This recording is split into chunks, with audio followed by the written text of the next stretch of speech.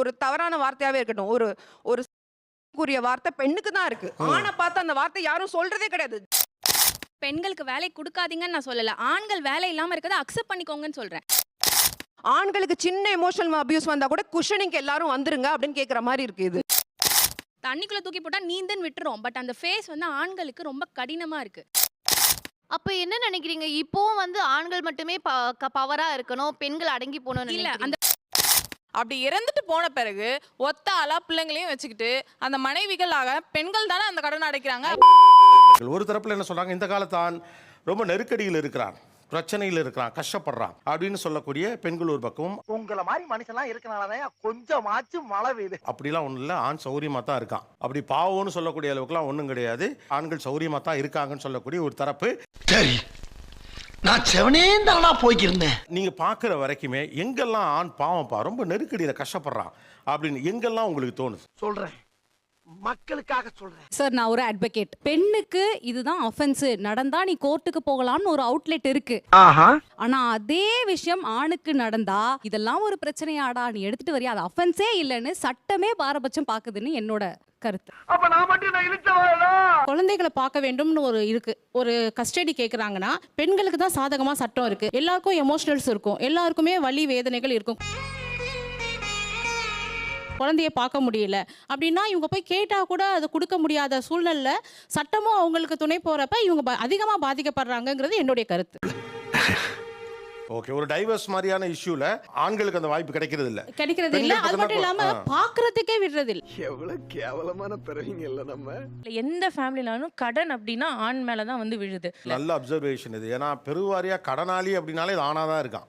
நல்லா இருப்படா போடா, ஒன்னெல்லாம் ஒண்ணும் பண்ண முடியாது. ஸோ அவங்க ஒரு சோர்வா வராங்கன்னு வச்சுக்கோங்களேன். இப்போ நான் ஈஸியா சொல்லிடுவேன், எனக்கு ரொம்ப டயர்டா இருக்கு, இன்னைக்கு என்னால சமைக்க முடியாதுன்னு. பாத்துக்கிறேன், எத்தனை நாளைக்கு வராஜகம்னு. இப்போ அவங்க வந்து இல்லை எனக்கு டயர்டா இருக்கு, நான் குழந்தை இன்னைக்கு பார்க்க முடியாதுன்னு சொன்னா எனக்கும் தான் டயர்டா இருக்கு, நான் பார்க்குறேன்ல. ஓஹோ, ரெஸ்ட் எடுக்கணும்னு நினச்சா கூட வெளியே போகலாம், வாங்க ஒரு நாள் தானே ஃபேமிலியோட ஸ்பெண்ட் பண்ணுங்க. ஸோ அந்த ஸ்பேஸ் வந்து அவங்களுக்கு இப்போ குறைஞ்சிட்டு வருது.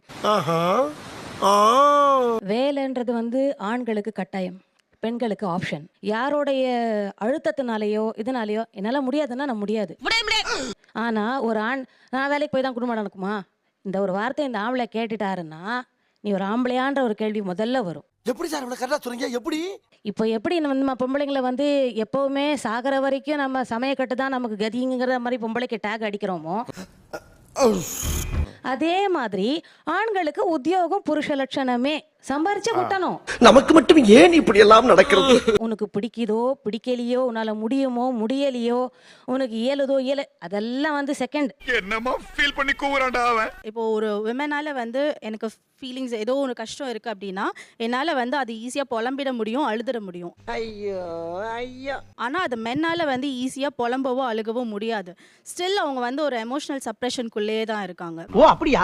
ஜென்ஸ்க்கு பாத்தீங்க அப்படின்னு சொல்லிச்சுன்னா ஃபர்ஸ்ட் இப்ப இருக்கிற ஜென்ரேஷன்ல பிரச்சனை என்னன்னு சொல்லி பாத்தீங்கன்னா பொண்ணு கிடைக்க மாட்டேங்குது சார். என்னையா சொல்ற? அவன் எவ்வளவு நல்ல பையனா இருந்தாலும் எவ்வளவு சம்பாதிக்கிறதா இருந்தாலும் அவனுக்கு வந்து பொண்ணு கிடைக்க மாட்டேங்குதுன்றது ஃபர்ஸ்ட் திங். இதுங்களுக்கு எல்லாம் என்னைக்கும் நல்லதே கண்ணில் தெரியாதான்னு. வர வருமானத்தை வச்சு அவன் வீட்டை சமாளிக்கிறது, இஎம்ஐ கட்டுறது, வண்டி இஎம்ஐ லோன் அந்த மாதிரி கட்டுறதே பெரிய விஷயமா இருக்கும். நல்ல மனசுடா உனக்கு, நல்ல மனசு. அதுல வந்து எனக்கு பர்த்டே கிஃப்ட் பண்ணல, எனக்கு வெட்டிங் டே கிஃப்ட் பண்ணல, நான் அவங்க வற்புறுத்துறப்போ பயங்கரமா வயிறு எரியுது. அவன் ஃபைனான்ஸ் ப்ராப்ளமா ரொம்ப அந்த இடத்துல வந்து மன நெருக்கடியில இதாகிற மாதிரி ஒரு பேறு காலத்துக்கான விடுமுறை பெண்களுக்கு இருக்கா? இருக்கு. அப்படி ஆணுக்கான விடுமுறை என்ன இருக்கு? பெட்டர்னல் லீவுன்றது இருக்கு. எத்தனை பேருக்கு இருக்கு? இதுக்கு தான் உங்க பதில கேக்குறாங்க. எப்படி நம்மால் பின்றேன் பாரு. பெண்ணுடைய நெருக்கடியை பேசின உடனே நமக்கு என்ன இங்க நடக்குது? பேசி பேசி பேசி பேசி தான் இப்ப ஆண்கள் வந்து இந்த வேலைகள்லாம் பார்க்க ஆரம்பிச்சிருக்காங்க. என்ன கொடுமை சரவணன். அதே மாதிரி ஆண் நெருக்கடியை சந்திக்கிறாங்கிறத என்டாஸ் பண்ணாதானே அவனுக்கான சப்போர்ட் சிஸ்டத்தை கொண்டு வர முடியும். ஆனா முட்டை போடுற கோழிக்கு தான் தெரியும் குண்டி வலினா என்னன்னு. இப்போ அவனுக்கு ஒரு 3 மாசம் லீவ் கொடுத்து பொண்டாட்டியை கவனிச்சுக்கப்பான்னு ஒரு பாலிசி வரும். ரைட்டா? அந்த மாதிரி வரலாம், அது வந்து வெல்கம் தான். பெண்கள் தான் சுய உதவி குழுக்கள் அப்படின்றது நிறைய இருக்கு. பெண்கள் தான் வந்து கடன் வாங்கினாங்க, அந்த குழுக்களை பெண்களே தான் நடத்தினாங்க.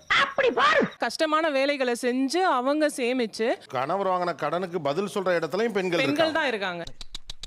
பாத்தீங்களா, கவுளி கூட அடிக்குது. ரெண்டாவது, நகை அடமான வச்சு கடன் வாங்குறதுல பெண்களுடைய பங்கு அதிகமாக இருக்கு. மூணாவது, கந்து வட்டிக்கு அதிக பணம் வாங்குறாங்க. இல்லையா? அதெல்லாம் இல்லையே. இல்லையா? அதை விட ரொம்ப முக்கியம்னா கடன் ஆண் வாங்கின கடனுக்கு பெண் பதில் சொல்லிக்கிட்டே இருக்காங்க. அப்படி இருக்கப்ப கடன் பிரச்சனையால் ஆண் தவிக்கிறான்னு எப்படி நீங்க சொல்ல முடியும்னு கேட்குறாங்க. சபாஷ், சரியான போட்டி. மகளிர் சுய உதவி குழுவில் வாங்குறது கம்மியான ஒரு அமௌண்ட்டாக வாங்குவாங்க சார். அதே மாதிரி கந்து வட்டிக்கு வாங்குறது 1,50,000 அந்த மாதிரி தான் வாங்குவாங்க. அப்படியா? ஆனால் ஆண்கள் வந்து கல்வி கடனுக்கும் ஹோம் லோனுக்கும் வாங்குறது 50 லட்சம் 60 லட்சம் அந்த மாதிரி வாங்கிட்டு இருக்காங்க. அப்போ அதிக கடன் தொகை ஆண்களுக்கு தான் இருக்கு. என்னமா ஃபீல் பண்ணி கூவுறான்டா அவன். ஸோ ஒரு கடன் அப்படின்னு வரும்போது அவங்கள மட்டும் நாங்கள் அதில் சுமத்தலை. ஸோ ஜுவல்ஸ் கொடுத்து சப்போர்ட் பண்ண ரெடியாக தான் இருக்கோம். ஸோ அந்த ப்ரெஷர் எனக்கும் இருக்கு. சரி. எத்தனை பெண்கள் உங்கள் கல்லூரி தோழிகளிடம் கைமாத்து வாங்கியிருக்கீங்க? ஆன கேளுங்க, கிட்டத்தட்ட பூரா பேர் மட்டும். இதெல்லாம் ஒரு பெருமையா பாஸ்? எனக்கு பெருமைடா எருமை. பிளானிங் இருக்கும்னு சொல்கிறேன் சார். இப்போ எனக்கும் தெரியும் இஎம்ஐ வரும்ன்றது. பட் பிளானிங் எனக்கு இருக்கும். அவங்களுக்கு இல்லாதனால தான் அவங்க அந்த கடன்ற விஷயத்துக்கே போவாங்க. மென் சில நேரம் பிளான் இல்லாம இருக்கறனால தான் அவங்க அடுத்து யார்ட்டையாவது வாங்கணும்ன்ற தாட்டே வருது அந்த இடத்துல. பிளான் பண்ணி பண்ணணும். ஓகே. இப்போ தங்கச்சிக்கு கல்யாணம் பண்ணணும், நல்ல சம்பந்தம் வந்துருச்சு, கடன் வாங்கலாமா கூடாதா? அந்த சிச்சுவேஷன் அவங்க ஃபேமிலி அவங்க மேல போட்ட பிரஷர்ல வாங்க தான் செய்யறாங்க. கல்லஞ்சக்காரன் அவ்வளவு நேரம் கதறானே, கரையிறானா? ப்ரெஷர் யார் போட்டா? சார் அப்ப அப்பா அதை முன்னாடியே கரெக்டா செஞ்சு வைக்கல. சரியா செய்யல. அப்பாவும் ஆண் தான். தெரியாம தான் கேக்குறேன். இதெல்லாம் ஒரு பழப்பா? நீங்க வந்து அப்பான்னு சொல்லிட்டு அந்த ஆண் மேல மட்டும் தான் சொல்றீங்க. அம்மாவோ வீட்ல இருக்கிறவங்க யாருமே இல்ல. எப்படி சிக்கிரிக்கம் பாத்தியாப்பா? வீட்ல சமையல் சரியில்லை, என்ன உன் பொண்டாட்டி இப்படி சமைச்சிருக்கா அப்படின்னு கேட்பாங்க இல்லையா? அது மாதிரி தான். இல்ல நீயே இவ்வளவு கேவலமா இருக்கேன்னு சொல்ல வர்ற. வீட்டில் சமையல் சரியில்லைன்னா பெண்ணை மட்டுமே சொல்லக்கூடாதுன்னு சொல்றீங்கல்ல. அப்போ பொருளாதாரம் சரியில்லைன்னா ஆணை மட்டுமே சொன்னா அவன் ப்ரெஷர்ல தானே இருப்பான். 31 to 50 இயர்ஸ்ல சூசைட் வந்து மென்னு தான். அப்படி இறந்துட்டு போன பிறகு ஒத்த ஆளா பிள்ளைங்களையும் வச்சுக்கிட்டு அந்த மனைவிகளாக பெண்கள் தானே அந்த கடன் அடைக்கிறாங்க. ரொம்ப கரெக்டா சொன்னப்பா. இது முதல்ல சொல்லிட கூடாது. ஜெண்டர் ஆணா இருந்தா ஃபினான்ஷியல் பொறுப்பு மொத்தத்தையும் அவன் சுமக்கணும்னு இப்போ காலங்காலமா சொல்லி அதுல இருந்து மீண்டு வர முடியாம திணறாங்க. இப்படியே உசுப்பேத்தி உடம்ப ரணகலம் ஆக்கிட்டாங்கடா. ஒரு பிரச்சனைன்னு வருதுன்னா நம்ம அப்பா நம்ம தாத்தாலாம் அதை எவ்வளோ பவர்ஃபுல்லாக ஹேண்டில் பண்ணிப்பாங்க. உனக்கு ஒரு கல்யாணம் ஆயிடுச்சு, இப்போ நீ ஒரு ஆம்பளை, நீயும் அதை ஹேண்டில் பண்ணணும்னு சொல்லுவோம். ஆனால் அப்பாக்கும் தாத்தாக்கும் கொடுத்த அந்த அளவுக்கு அத்தாரிட்டி இப்போ நம்ம கொடுக்கறது இல்ல. நமக்கு மட்டும் ஏன் இப்படி எல்லாம் நடக்கிறது? ஏன்னா அந்த காலத்து ஆண்கள் அவங்க இண்டிபெண்டா அவங்களே ஹேண்டில் பண்ணாங்க. பொண்ணு போய் நீ வேலைக்கு போயிட்டு வந்து எனக்கு சப்போர்ட் பண்ணுன்னு கேட்கல. மேட்ரிமோனி நிகழ்ச்சியில கூட எனக்கு வேலைக்கு போற பெண் வேணும்னு ஓப்பனா கேக்குறாங்க. அப்ப எப்படி அதே அதிகாரத்தை நீங்க எதிர்பார்ப்பீங்க? பொம்பளைக்கு அடக்க இருக்க, போக்கிரித்தனம் இருக்க கூடாது. ஒரு ஆண் வந்து என்ன ப்ரொடெக்ட் பண்ணணும், ஆனா என்ன கண்ட்ரோல் பண்ண கூடாது. என் அப்பாவும் என்ன ப்ரொடெக்ட் பண்ணாரு, ஆனா என் அப்பா என்ன அதிகமா கண்ட்ரோலும் பண்ணாரு. அதேதான். இன்னைக்கு இருக்க என் கணவர் வந்து என்ன ப்ரொடெக்ட் பண்ணணும்னு நான் நினைக்கிறேன், ஆனா என்ன கண்ட்ரோல் பண்ணாதான் நான் சொல்றேன். சோ எப்படின்னா நீ பவர்ஃபுல்லா இருக்கணும், ஆனா அந்த பவரை நான் உனக்கு கொடுக்க மாட்டேன். ஜோக்கா.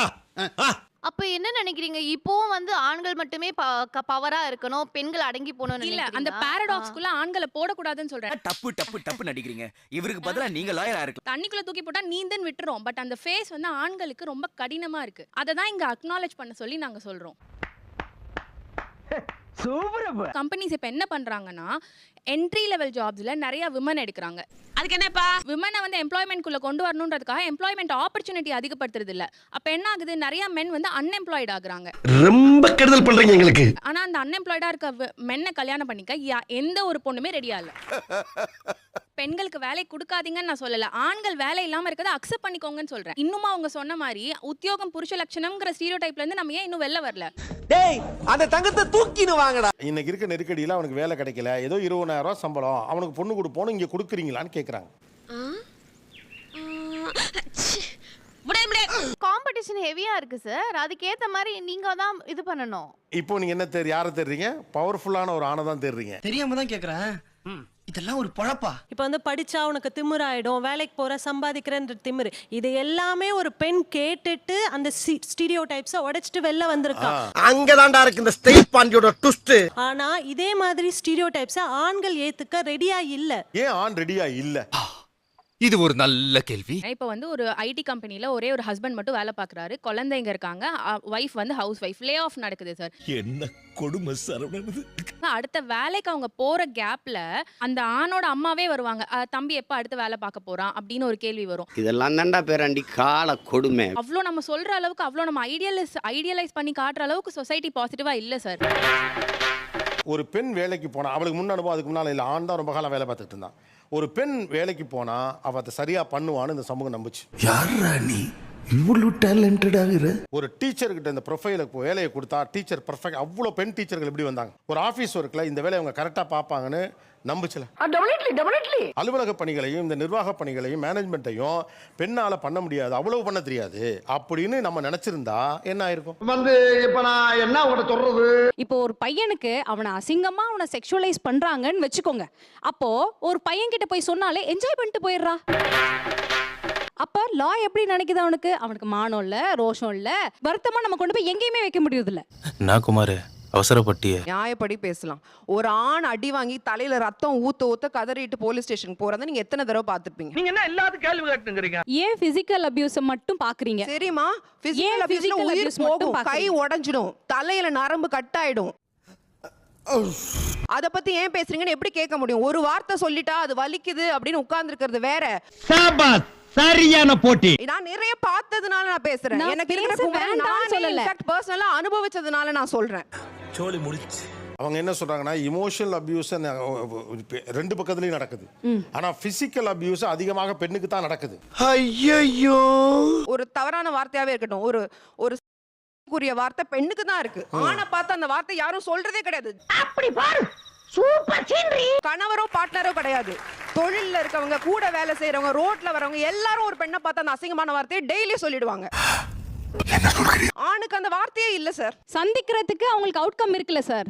நாங்க சந்திச்ச அவுட்கம் இல்லையே சார். இவனுக்கு உண்மையிலேயே அறிவில்லையா இல்ல அறிவில்லாதவ மாதிரி நடிக்கிறானே தெரியல. என்னாச்சு? காலமா நாங்க அடிபட்டுட்டு அதுக்கு அவுட்கமும் இல்லாம லாவும் இல்லாம கஷ்டப்பட்டுட்டே இருக்கட்டும். அடிக்கடியா ஒரு மனுஷன் கிராஸ் பண்ணுவா, ஒரு ஆர்டரா ஃப்ளோவா போயிட்டு இருக்கல. ஆண்களுக்கு சின்ன எமோஷனல் அபியூஸ் வந்தா கூட குஷனிங் எல்லாரும் வந்துருங்க அப்படின்னு கேக்குற மாதிரி இருக்கு இது. அவர் பாவம் இல்லைன்னு எனக்கு தெரியும், ஆனாலும் இந்த பிரிவிலேஜை நான் கொடுக்குறேன். எனக்கு என்னடா தெரியும்? என் ஹஸ்பண்ட் பாவம் இல்லைன்னு வந்து எனக்கு தெளிவா தெரியும். நிறைய சண்டைகள் வரும், எல்லா இடத்துலயும் எனக்கு சப்போர்ட் பண்ணணும்னு நினைப்பேன், ஆனா பண்ண மாட்டாங்க. ஆனா அவங்கள விட்டுட்டோம் நான் போக மாட்டேன் சார். ஐயோ, எப்படி வளர்த்துருக்காங்க. ஆக்சுவலா இந்த ஷோவில் நீங்க என்ன பண்ணுங்க, டெக்னாலஜியை யூஸ் பண்ணி திலீபன் அப்படியே இப்படி திருப்பிங்க. நக்கல்யா அவனுக்கு. இந்த பக்கம் என்ன சொல்றாங்க, பாவம் ஆனா டார்ச்சர் பண்ணுவேன். ஓகே, அவன் பாவம் இல்ல ஆனா அவனுக்கு எல்லாம் பண்ணுவேன். என்ன பார்த்தா எப்படி தெரியுது உங்க ரெண்டு பேருக்கும்? பாவமா இருக்கு.